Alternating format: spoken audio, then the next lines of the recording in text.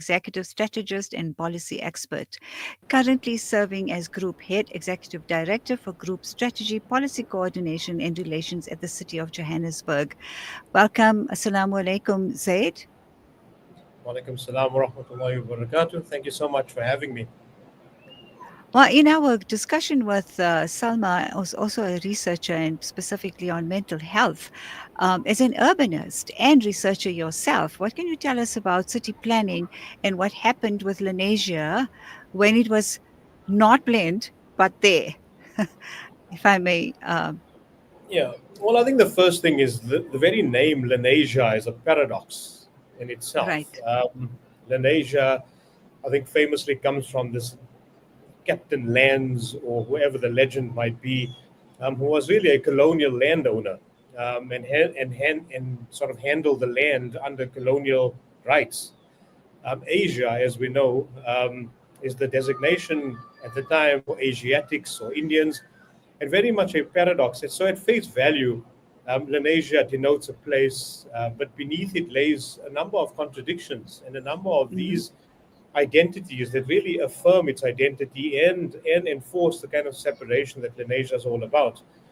But from a city planning point of view, as we know, Lenasia was sort of established during the late sort of mid 1950s or so as really a under the Group Areas Act, designated as an Indian township with that name, as we talked about, 35 or so kilometers south of Johannesburg. Um, the very name, again, like we said, is that hybridization of an identity and an enforcement of the type of paradox of what apartheid essentially meant, reflecting that intended demographic. But really, it was a site of forced relocation.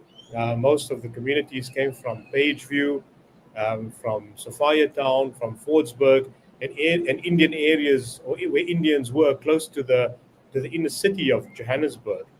Um, much to answer your question, much importance is the fact that Lenasia was self-built.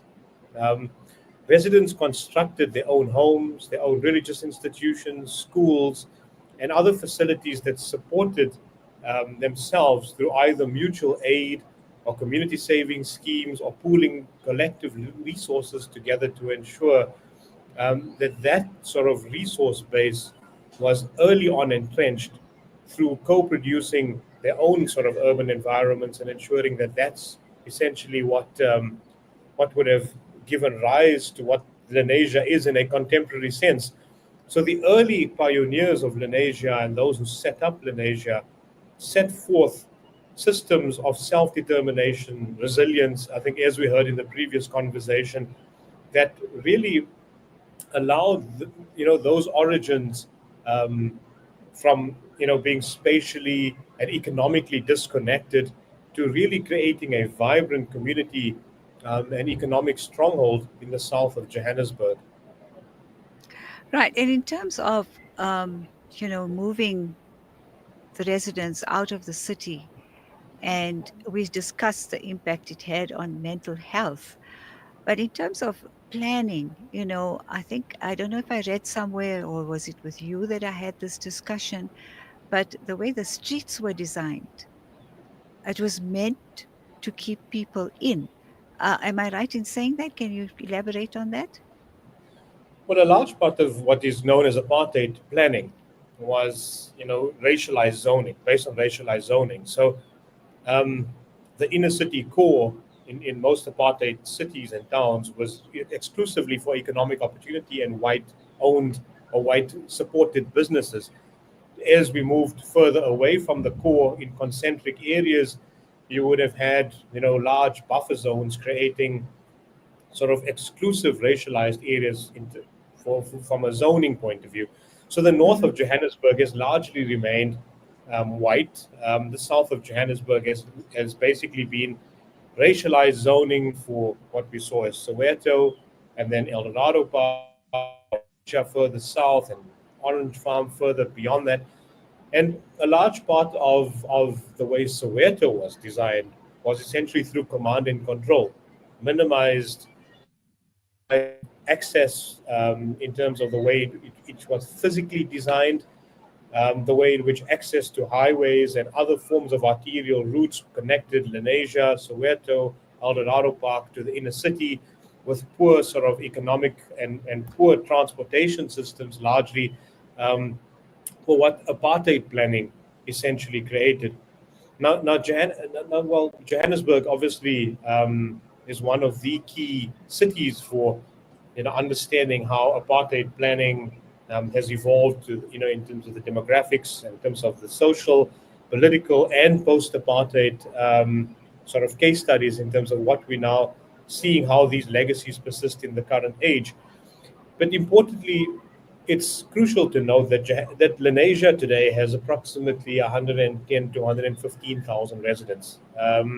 35,000 residents could be added on if you look at Lenasia South, and 30 odd thousand are within the Tembelishle informal settlement. And this even excludes the number of new informal settlements that have surrounded Lenasia in the last 5 to 7 years. Correct.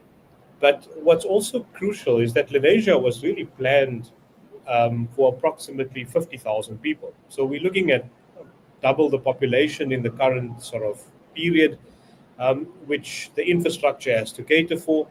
Um, and within that sort of 120,000 people, we're really looking at how the apartheid spatial engineering still shapes the way in which people Absolutely. experience the township. Hmm. And this is a classic example. Lenasia becomes a classic example of that. There's long commutes, poor transport integration, limited sort of economic opportunity.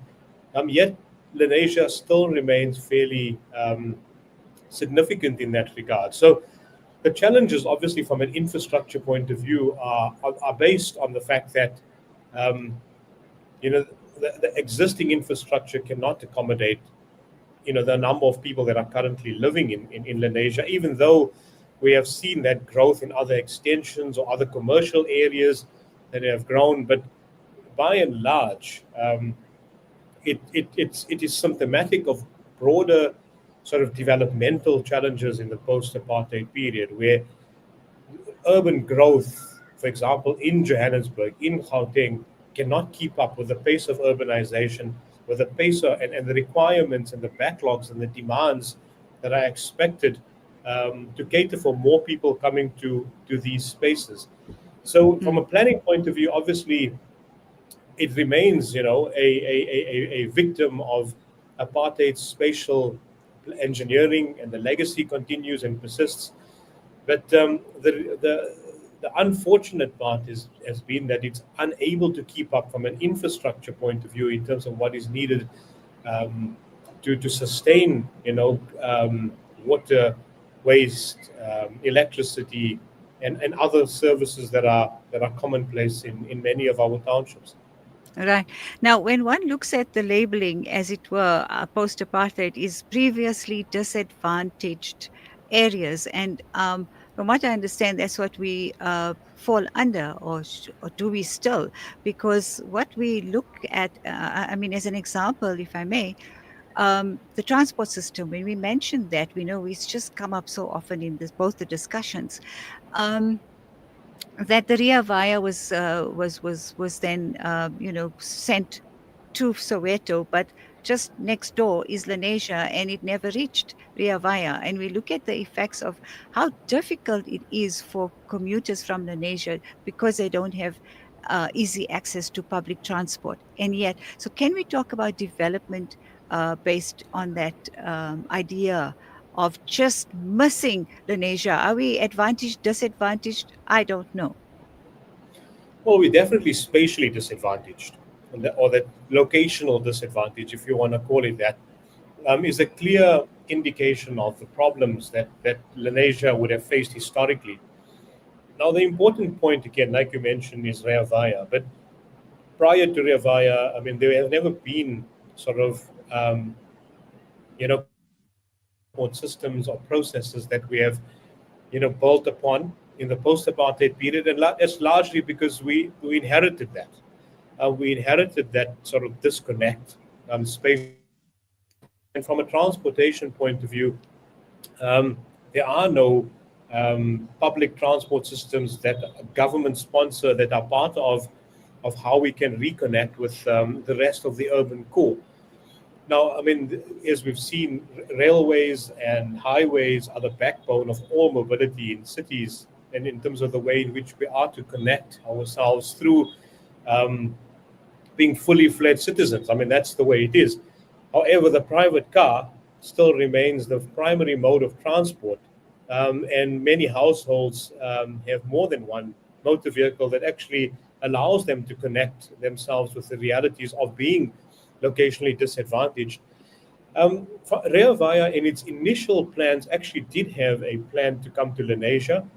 There were, from its very formative plans, really restitching the city from south to north, so from Orange Farm to Midrand was the initial plan. But obviously, there are processes and problems and challenges in regards to how public transport in a very car dominated city needs to find its place. And of course, you have the informal taxi associations, which fundamentally capture the transportation or the public transport market in many of these areas. But you cannot divorce Lenasia from looking at it in the context of Soweto or Mm. Orange Farm or El Dorado Park or Annandale for that matter, in terms of who is mobile, where are people traveling to, and on what basis do they need to get from this particular point to the next. And Right. and I think it's symptomatic of obviously, that historical legacy that we talk about from an apartheid Mm. point of view, but also its physical disconnection. 35 kilometers is a long way away from the urban core, and is even further. I mean, traveling and traffic times sometimes exceed 1.5 to 2 hours in the mornings and Correct. afternoons, Correct. largely because of this problem. Right.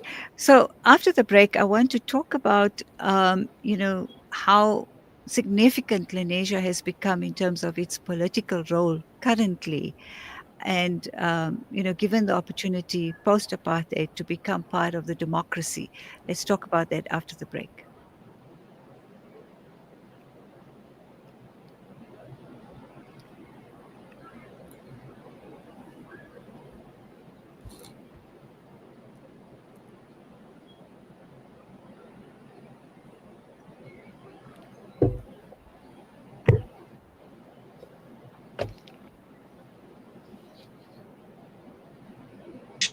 A meticulous process fueled by our unwavering commitment to excellence. With a focus on providing elite alternative investments and quality advice, we also pride ourselves on maximizing value for our esteemed investors, as seen through our consistent outperformance. Your financial success is our top priority. Join us at Belmont Mayor and experience the difference firsthand. Ready to embark on a journey of greatness? Contact us today. Reach out to the Belmont Mayor Group on 078 786 1698. Call or WhatsApp or email us at info@belmontmayor.com. Elevate your financial future with Belmont Mayor, where every detail matters. World-class financial services only at Sapphire Global, your financial partner. If you are looking for Islamic Sharia and ethical financial products, look no further. Sapphire Global offers a wide range of financial service offerings from short-term to life and investments. A full-service center with all financial requirements under one brand. Our highly skilled and experienced consultants are ready to help protect your financial future. Contact us on 041 001 0184 or visit our website on www.sapphireglobalfs.com. Sapphire Global is an authorized financial services provider. Make a conscious choice. Sip for change and support Palestine Drinks Africa. With every can, you help end the genocide and stand in solidarity with Palestine. Choose between our original or sugar-free options available in the case of 24. Every sip is a step towards justice. Every purchase a powerful message of unity and support for the Palestinian cause. Contact 082 888-1440 or 082-7739-556 today and be part of the change. Palestine Drinks Africa. Sip for change. Liberty for everyone. Rejuvenating media day by day. This is Salam Media. Welcome back. This is the Lens 70 podcast series with Najma Kota. I'm with you every Thursdays between 11 and 1. Our guest in this last hour of the program is Zayd Ebrahim. Zayd is an urbanist and researcher. Zayd, what is the councillor's relevance in Lenasia? Well, I think let's take it more in the context of civic engagement and political consciousness, perhaps, before we actually zoom into the role of a councillor. Right. The nation has always had a rich history of political engagement, grassroots activism, and that's deeply rooted in its legacy of resistance against apartheid and the ongoing efforts towards social justice and community development and integration. Those have always been the sort of foundations of where Lenasia has found itself. And I mean, a lot of the history, as we know, about the anti-apartheid mobilization, the UDF, the non-racial coalitions, the role of civil society, how it opposed apartheid, and how Lenasia residents particularly played a role, especially young people in what was then the 80s, with religious leaders, civic activists organizing protests, boycotts, and awareness campaigns, defying that sort of state repression of apartheid and promoting unity was fundamental to Lenasia's political consciousness in the early days. That's also, taken into account, community organizations, grassroots activism that has always remained there in terms of, addressing local issues around housing, education, service delivery. And that sort of advocacy has always empowered residents to take ownership and become active participants in shaping their own community. So that's really, the context towards or to what that sort of political role has been in sort of shaping Lenasia, throughout its history, from apartheid, as well as to the sort of post-apartheid sort of era of civic participation. We've seen that change, perhaps more in the last 30 years than ever before. The first sort of decade after apartheid and up until sort of the sort of mid 2010s has been a period of sort of ANC dominated, sort of decision making, local councillorship, etc. In terms of that role it particularly played in the first democratic and second democratic local government elections. From around 2010, the post-World Cup period, we've seen the sort of Democratic Alliance holding the reins in terms of being the local councillors in Lenasia. And as we've seen in this sort of coalition era, from 2016 onwards, politics has diluted significantly. And we've had sort of Al Jamaa come in from sort of this current decade of where we find ourselves since the COVID period, etc. But the issues that remain are still as prevalent as ever. The politics might change, the political parties might come in and go, and that sort of dilution and coalition arrangements, as we've seen, has really diluted the kind of activism that is faced. Fundamentally, it boils down to who is able to mobilize the best around issues of housing, infrastructure, service delivery failures, who can organize and who is able to hold public officials accountable best. How can media be engaged more effectively?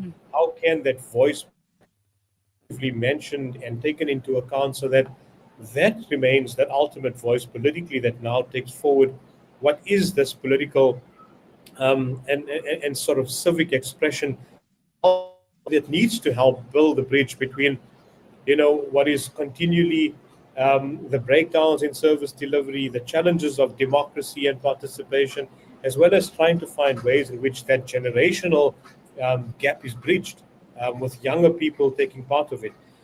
I think an important point over and above just the role of councillors is or the role of how local councillors should play a part in dealing with these challenges is how other forms of civil society, either religious or cultural institutions, have also played a role in this history. They've provided more than just homes for spiritual upliftment or guidance from a religious point of view, or more than just they've fundamentally played the role of becoming meeting grounds for political discourse or community coordination, as we've seen it over time.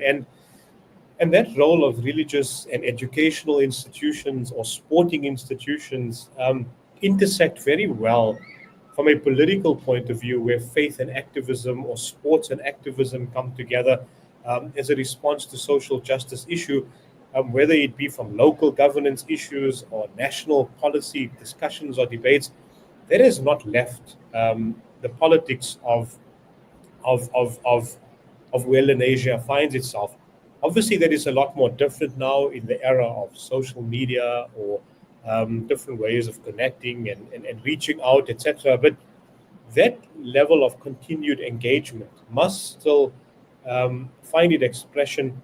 And we see that during elections, when electoral cycles come and go, who gets elected, why they get elected, on what basis are they getting elected, and what are they mobilizing against as well in that particular regard. So I hope I've answered your question. It's quite Yes, a you long. have. Yeah, no, you have. Thank you. In terms of your involvement in the Caring Cities initiative and development, we're talking about Lenasia again in the context of its history and versus contemporary development, if you like. How do we fit in? Are we still sidelined? Are we still don't exist, as it were? Too small to be concerned about. Well, the key question is, how do we get cities to become more caring? I mean, that was the study and the questions we asked a number of years ago when we brought in participants from a number of countries. Hmm. Obviously, Johannesburg, Buenos Aires, Ramallah in Palestine, um, Berlin, etc., and look at north, south, and how then do cities, look at what could be a common caring agenda.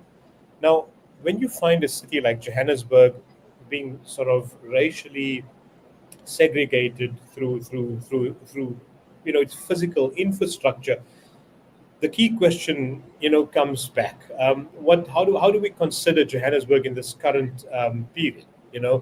Of where we are at some sort of crossroads. When you're looking at a city that has a vibrant historical legacy from a commercial point of view, but yet structural exclusion exists. Now, Lenasia becomes sort of a microcosm of it in some ways, as we have seen. There's thriving local economies around these sort of retail hubs like the malls or the new ones that will come through, or local SMMEs, etc. But still, because of that disconnection from major economic hubs, residents will continuously commute further away. Youth unemployment is incredibly high. Property Hmm. prices in Lenasia, for example, are quite interesting. That it's Lenasia still retains its property value, but younger families have found it harder to settle in sort of Lenasia over time. So what it means is that how do we look at things becoming how do cities start caring Mm. and finding ways in which we can care more for everyone across the city. I think this comes back to my earlier point. You cannot exclude Lenasia or divorce Lenasia from its surroundings. A Mhm. successful Lenasia would mean that there has to be a successful Soweto or a successful Mm. orange farm or a successful parts of even Mogale City or the West Rand become quite crucial to understanding its dynamic, or even Lawley. And as you would move towards other forms of development that not the deep south like Lenasia is, but south of the sort of inner city, Mm. these become important development catalysts collectively to say that along that urban spine, for cities to thrive, it cannot just be the technical problems they need to solve. They need to look Mm-hmm. at what are some of the signals of who matters, who doesn't, and how does that future come together um, to ensure not just that taps are running and your electricity switches work. You must ensure that those opportunities to what make little sort of pockets of opportunity thrive are crucial. Now, I think coming back, and perhaps the most important point, and it was sort of raised in the previous discussion as well, is that Lenasia's strength isn't in its infrastructure; it's in its people, and people care. Correct. Governments need to care, and that relationship must be brought together if we want to find a way in which um, engineers and consultants and those who are planning and developing can only do so much.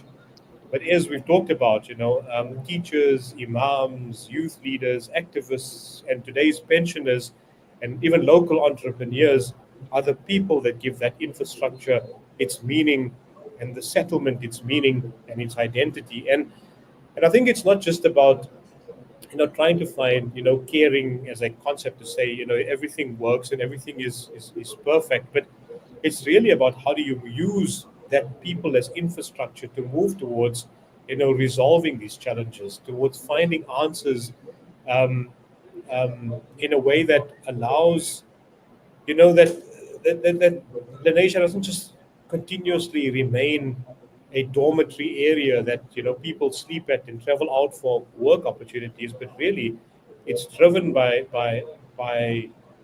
um, systems and structures that continuously work for its Right. own betterment. So yeah. Okay, we've gone a little over our time, but I would like to conclude with the next question. What are the realities we face? Well, like I said, I think a lot of the realities that we face today are, Lenasia obviously catered initially for approximately 50,000 people. We have an estimated 120 or so thousand people. Um, well, some positive and some negative realities, as we know from an infrastructure point of view, water shortages, electricity shortages, or electricity cutoffs, increasing number of potholes. But largely the problem is aging infrastructure. And aging infrastructure is a symptom of a lack of maintenance, a lack of budget, and a lack of planning and preparedness for the future. And that's what we see plaguing much of what we found ourselves as well. Lenasia has not been immune to land invasions. A lot of the land invasions on the periphery of Lenasia have really drawn on some of the infrastructure and services that have been there, such as water or electricity services, which have now been sort of diverted to those areas which were previously uninhabited. So land invasions becomes a common problem. But on the positive side, at least sort of 75% of the working age population in Lenasia are employed, even if it's outside of Lenasia. Um, More importantly, I've seen a statistic that at least 16% of Lenasians hold tertiary qualifications, which is a lot higher than the Mm. average in South Africa, in Johannesburg as well. So that talks about systems, foundations, educational infrastructure that still is quite positive, and that willingness to travel these distances to become educated and to find that sort of tertiary opportunities as well, education wise. Um, Mm. but again, I think contemporary, the challenges of being disconnected economically, from a transport point of view, socially, have been breached. Like we said, more people have more private cars than ever before. There are systems of carpooling and people getting to work in the north of Johannesburg daily lives. And everyday life now is shaped by understanding the limitations, the constraints, and these challenges that we are all facing from a from an infrastructure or view. But I think also from a political point of view, I think a lot more needs to be done in terms of activism, civic activism, getting that voice Mhm. out there, being more engaged and having that citizen power back towards those who are engaging in the realities facing the city. So I think it's really about how do we reconnect the city, or reconnect with the city, that's always been torn apart, by the kind of urban fabric that we are dealing with in Johannesburg. But how do we continuously harness that sort of human capital? How do we ensure that we have, more Right. deliberate opportunities to be utilized a lot better? We have Thanks. we have literate, and we have capable people, and that's an important sort of point for the future. How do we harness Right. that? Right. I think that's an excellent note to end this discussion on. But also, I want to say that that is perhaps the main focus of this podcast series, because we need to look at the solutions and we need to look at the realities and we need to see that we become, the activists that we're hoping for. And it doesn't have to mean toying, but of course, the development based on what we've learned from the past and building on a future, a better future for not only residents of Lenasia, but I think for a better understanding that the country can have around places like this that have suffered the consequence and are still, dealing with it. So, nevertheless, thank you very much, Zaid, for your time this afternoon, and enjoy the Always. rest of the day. Thank you so much for having me. And, It's a looking pleasure. forward to Assalamu it. alaikum. Okay. Yeah, sure. We will. Yeah, sure. Thanks. Assalamu alaikum. Okay. Walaikum salam wa rahmatullahi wa barakatuh.